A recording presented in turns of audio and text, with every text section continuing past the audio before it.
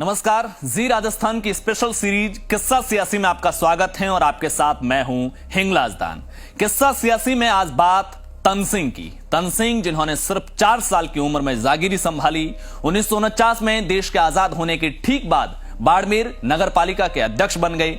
आजाद भारत में पहले विधानसभा चुनाव यानी कि 1952 में और फिर 1957 में बाड़मेर से विधायक बने। 1962 और 1977 में बाड़मेर से सांसद बने। लेकिन ये परिचय छोटा है, उनके व्यक्तित्व का आगे ये परिचय बौना है। तनसिंह को आज जिस वजह से समाज याद करता है, उनके प्रति कृतज्ञता अर्पित करता है, वो है क्षत्रिय युवक संघ। वो संगठन जिसके जरिए तनसिंह ने क्षत्रिय समाज को संस्कारित और संगठित करने का सपना देखा। तो आज किस्सा सियासी में बात तनसिंह और क्षत्रिय युवक संगठन की।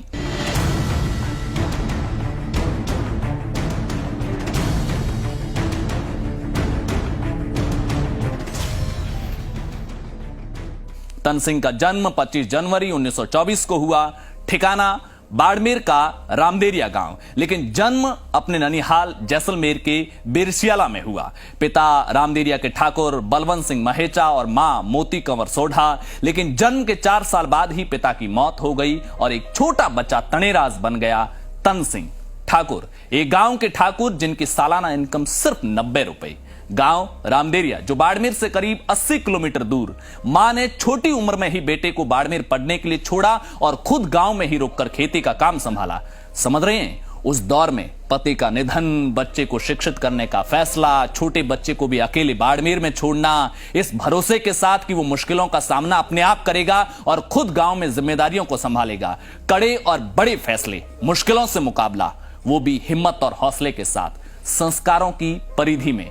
यहीं से आप समझ सकते हैं कि तनसिंह के व्यक्तित्व के निर्माण की कैसी नींव पड़ी थी। 6ठी तक बाड़मेर में पढ़े और सिर्फ 14 साल की उम्र में ही जोधपुर चले गए चौपासनी स्कूल में पढ़ने। 10वीं तक यहीं पढ़ाई की और फिर कॉलेज की पढ़ाई करने 1942 में झुंझुनू के पिलानी चले गए, जहां बिरला कॉलेज में पढ़ाई की। यहां से बीए पास कर 1946 में नागपुर चले गए, वहां वकालत की पढ़ाई की और फिर बाड़मेर आकर वकालत करना शुरू किया और फिर वहीं 1949 में नगर पालिका, फिर विधायकी और फिर सांसदी। अब आप सोच रहे होंगे कि क्षत्रिय युवक संघ कब बना। वैसे इसकी स्थापना दिवस 22 दिसंबर को मनाया जाता है, क्योंकि इसके वर्तमान स्वरूप की स्थापना 22 दिसंबर 1946 को हुई थी। लेकिन कॉलेज के दिनों में ही उनके अंदर समाज के लिए कुछ करने की कुलबुलाहट थी। आज भी आप अपने आसपास देखिएगा, हर समाज में कुछ युवा ऐसे होते हैं जिनके लिए हर समय समाज के लिए कुछ करने की कुलबुलाहट रहती है। भले ही उनके पास प्रॉपर प्लानिंग ना हो, रास्ता क्लियर ना हो, लेकिन एक छटपटाहट होती है कि कुछ करना है। तनसिंह में भी छोटी उम्र से ही समाज को मजबूत करने, क्षत्रिय समाज को संस्कारवान करने जैसे विचारों की ज्वाला शुरुआती रूप में चिंगारी के रूप में हमेशा से जहन में जलती रहती थी। इसी बीच 1944 में पिलानी में कॉलेज पढ़ाई करते समय ही राजपूत छात्रावास में रहते हुए दिवाली के दिन क्षत्रिय युवक संघ की स्थापना की गई। जैसे बाकी संगठन चलते हैं वैसे क्षत्रिय युवक संगठन चलने लगा। 5 और 6 मई 1945 को इसका पहला अधिवेशन जोधपुर में हुआ। फिर झुंझुनू के काली पहाड़ी गांव में 11 और 12 मई 1946 को दूसरा अधिवेशन हुआ। लेकिन संगठन जिस तरह से काम कर रहा था, जिस दिशा में जाता हुआ दिख रहा था, उससे वो संतुष्ट नहीं थे। इसी बीच वो नागपुर चले गए। वहां चिंतन करते हुए उन्होंने एक प्लानिंग तैयार की कि संगठन कैसा होना चाहिए, कार्य प्रणाली कैसी होनी चाहिए और लक्ष्य तक कैसे पहुंचेंगे।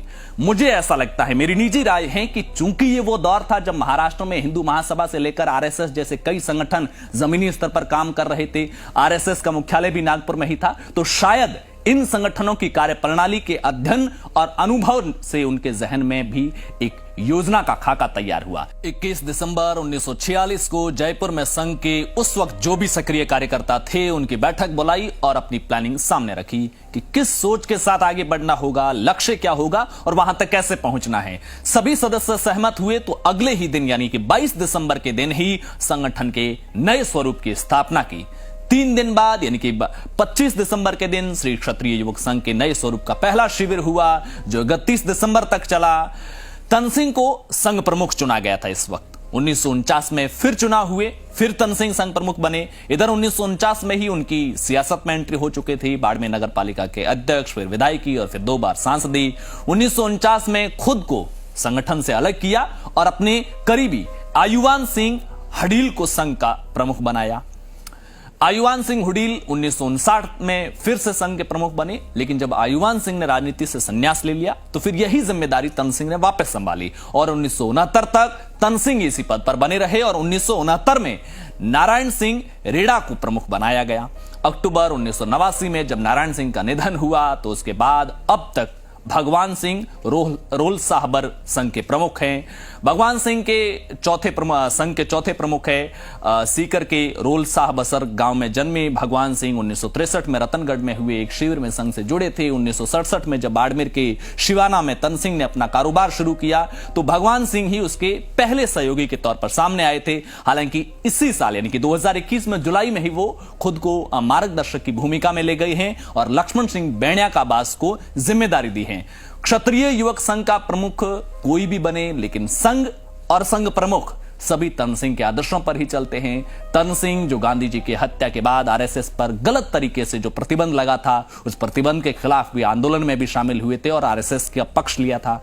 आजाद भारत में जब जमीनों के अधिग्रहण को लेकर सरकार ने कानून बनाए तो उसके खिलाफ भी हुए आंदोलन का नेतृत्व किया था और जब तत्कालीन प्रधानमंत्री पंडित नेहरू के साथ चर्चा में समाज का पक्ष रखने की बारी आई तो तन सिंह ने ही पक्ष रखा था। तन सिंह जिन्होंने 1.5 दर्जन किताबों की रचना की। अगर हम तन सिंह जैसे व्यक्ति के व्यक्तित्व के बारे में चंद मिनटों में व्याख्या करने की कोशिश करें तो ये सूरज को दिया दिखाने जैसा होगा। अब जब जयपुर में 75वां स्थापना दिवस मनाने देश भर का क्षत्रिय समाज जुट रहा है तो व्यक्तित्व और संगठन से जुड़ी वो बेसिक जानकारी जो हर किसी को पता होना चाहिए थी। किस्सा सियासी में आज के लिए बस इतना ही। मिलेंगे अगले एपिसोड में, तब तक के लिए नमस्कार।